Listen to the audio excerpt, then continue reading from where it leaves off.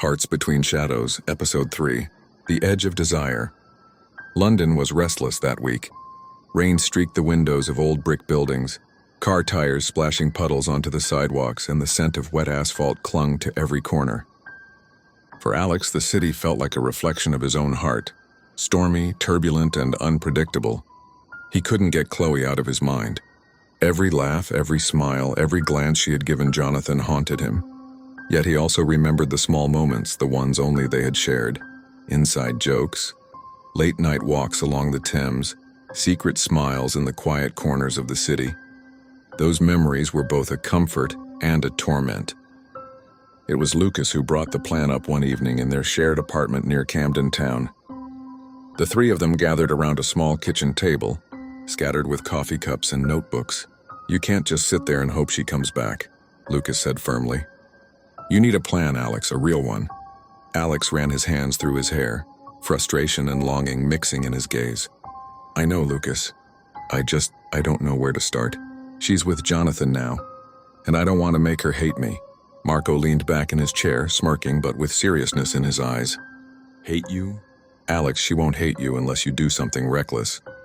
But you have to make her remember what you two had. What only you can give her." Alex nodded slowly. I need your help. Both of you. I can't do this alone. We need to remind her. Remind her that I've always been here." Lucas hesitated. "You're treading dangerous waters, Alex. Love like this, and it can destroy friendships." "I know," Alex admitted, his voice barely above a whisper. "But I can't walk away, not this time." And the next few days were a blur of subtlety, strategy, and silent yearning. Alex orchestrated chance encounters, ran into Chloe at the library, and offered to help with her projects. He sent little messages, notes tucked into her notebook, reminders of memories only the two of them shared, and gentle teasing that made her laugh. One evening, under the glowing lamps of Covent Garden, he found her alone, browsing through a small vintage bookstore. She looked up as he approached, surprise flickering in her eyes. "Alex, you're everywhere these days," Chloe said, holding a book in her hands. "I could say the same about you," he replied softly. "London's a small city when you want it to be." Chloe smiled, though there was a hesitation behind it. "It's nice to see you, Alex. Really." "Chloe, I need to tell you something," he said, stepping closer, the hum of the city around them fading. "I've always cared about you, not just as a friend, and I know you're with Jonathan now, but I can't help how I feel."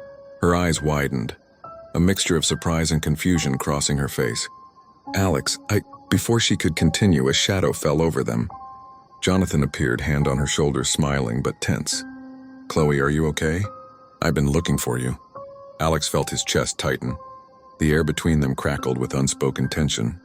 Chloe looked between the two of them, her hand trembling slightly. I'm fine," she said, pulling her hand free from Alex's reach. "Really?"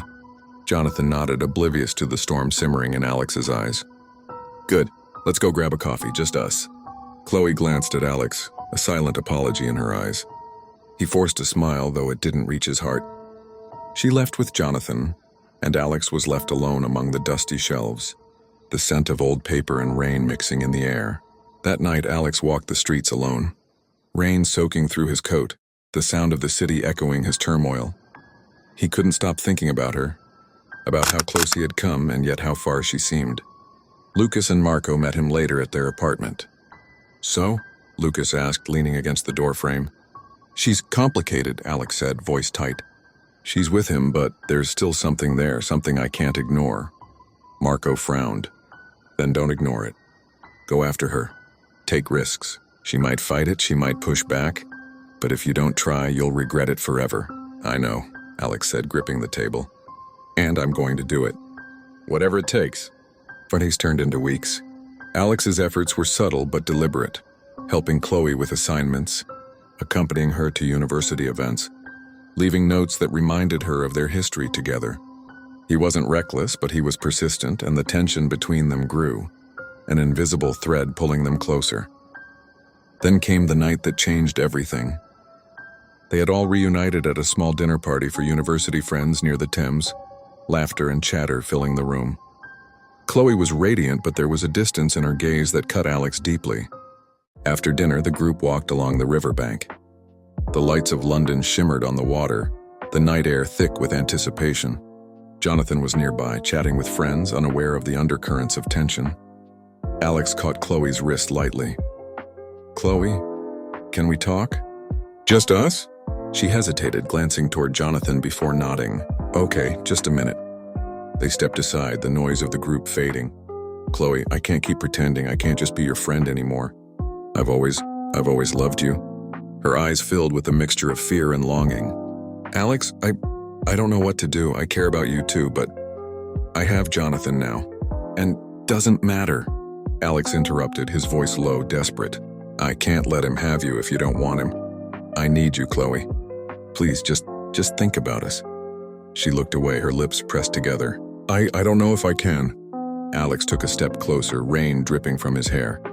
"Then let me show you, let me prove it.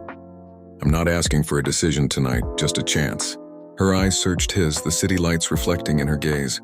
For a moment, it felt like the world held its breath. And then, the sound of a phone ringing shattered the moment. Chloe's phone buzzed violently in her pocket. She glanced at it and paled. I have to go," she whispered, voice trembling. Alex reached out, but her hand slipped from his. "Chloe." But she was already walking away, the Thames between them, the night swallowing her figure. Alex stood alone, heart pounding, rain soaking his coat, knowing that this was far from over. The rest of episode 3, Chloe's phone call wasn't from Jonathan. It was from someone else. Someone from her past, a secret she had never told Alex. And when she hung up, her expression was unreadable, her steps quickening into the darkness. Alex watched, heart racing, unaware that whatever she was hiding could change everything and possibly destroy any chance he had to win her heart.